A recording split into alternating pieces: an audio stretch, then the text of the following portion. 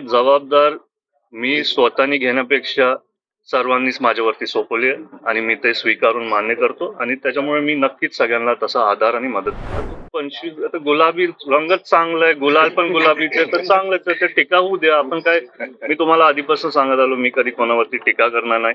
तर या निवडणुकीमध्ये ईव्हीएमचा गैरवापर करण्यात आला असा आरोप देखील करण्यात येतोय. बारामतीचे जे शरद पवार गटाचे उमेदवार आहेत त्यांनी देखील आता मतमोजणी पडताळणीसाठी अर्ज दाखल केलाय. कसं बघताय सगळ्या गोष्टीकडे?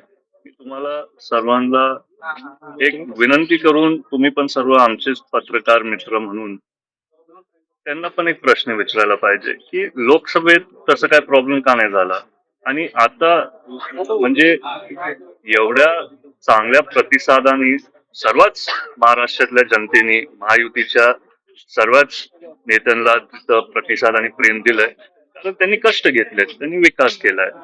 लोकसभेची निवडणूक, तर मला जी जनता बोलते मी तुम्हाला सांगणार आहे की त्यांनी मला गावोगावी फिरताना सांगितलं की दादा, त्यावेळेस आम्ही त्यांना संधी दिली, पण त्या 3 महिन्यात काय झालं नाही. जे त्यांची अपेक्षा होती म्हणजे आपल्या जनतेची आणि जनतेची अपेक्षा जे असतात तेच आम्ही सर्व छोटे कार्यकर्ते मनात घेऊन संपूर्ण पहिला करतो आणि त्याच्यानंतर पुढचे पण काय अडी अडचणी असतील समजून घेऊन, जर ते माझ्याकडनं नाही झाले, नाही तर पक्षातल्या आपल्या पदाधिकारी सहकाऱ्यांकडनं नाही झाले, तर ते आम्ही दादांपर्यंत पोहोचतो. पण यावेळेस मला वाटतंय की महाराष्ट्राच्या जनतेने हा निर्णय घेतला की महायुतीचं सरकार परत आणायचं. महायुतीला भरघोस असे यश या ठिकाणी मिळालं या निवडणुकीमध्ये. या निवडणुकीमध्ये अजित पवारांनी जी लाडकी बहीण योजना आणली, विशेषतः या योजनेमुळे महायुतीला जास्त जागा मिळाल्या अशी चर्चा देखील आता लोकांमध्ये आहे.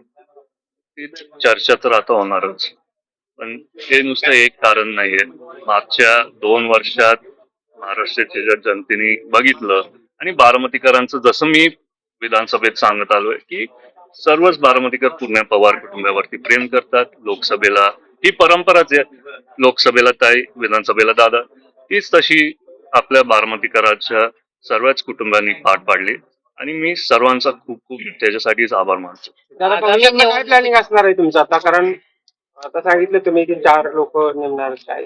बरोबर. आता काय झालंय तुम्हाला माहिती, मी तर राजकारणात कधी नव्हतो. जरी मी प्रचार करायला यायचो, एका काळात सगळंच कुटुंब एकत्र होतं, त्याच्यामुळे मला कधी वाटलं नाही की मी तिथं कुठेतरी येऊन म्हणजे जागा घ्यायला पाहिजे. पण आता गावागावी फिरताना भरपूर युवक असतील, ज्येष्ठ मंडळी असतील, सर्वांचीच एक आशा आहे की दादा तुम्ही आणि थोडं लक्ष द्या.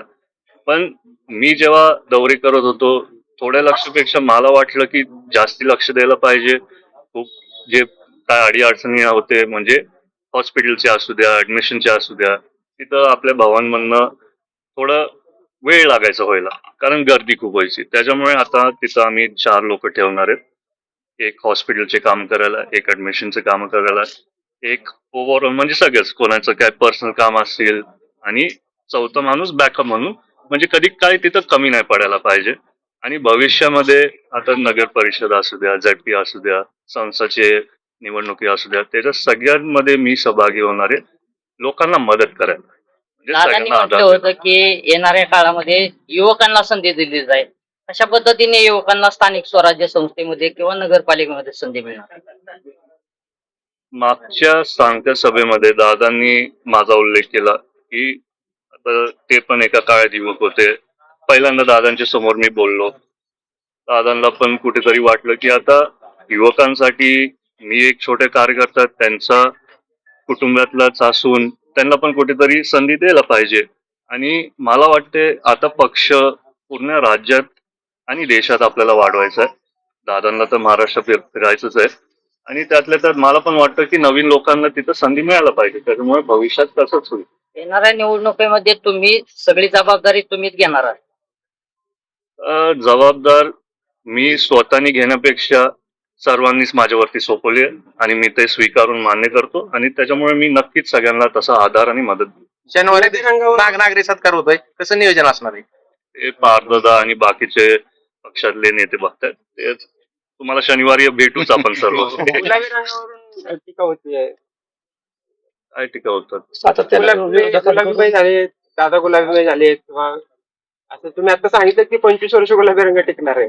आता 25 आता गुलाबी रंगच चांगला आहे, गुलाल पण गुलाबीच आहे, तर चांगलंच आहे, तर टीका होऊ द्या. आपण काय, मी तुम्हाला आधीपासून सांगत आलो, मी कधी कोणावरती टीका करणार नाही. आणि असं आपलं दादांचं आणि वहिनींचे चांगले गुण आम्हाला दोघांना शिकवलेत, मला आणि पारदाला. आपण चांगलेच मुद्दे बोलणार. काय झालं, जरी निवडणूक आपण जिंकलो तरी स्वभाव आपला बदलत नाही. आधीपासून आपण असेच आहे आणि भविष्यात पण आपण असंच राहणार. राष्ट्रवादी काँग्रेस पार्टी अजित पवार गटाला या विधानसभेमध्ये चांगलं यश मिळालं. जवळपास चांगल्या जागा या ठिकाणी आल्या. अजित पवारांच्या वाट्याला किती मंत्रिपदे आपल्या पक्षाच्या वाट्याला त्या ठिकाणी मिळतील अशी अपेक्षा? मी तुम्हाला विनंती करतो, तुम्ही तो प्रश्न दादा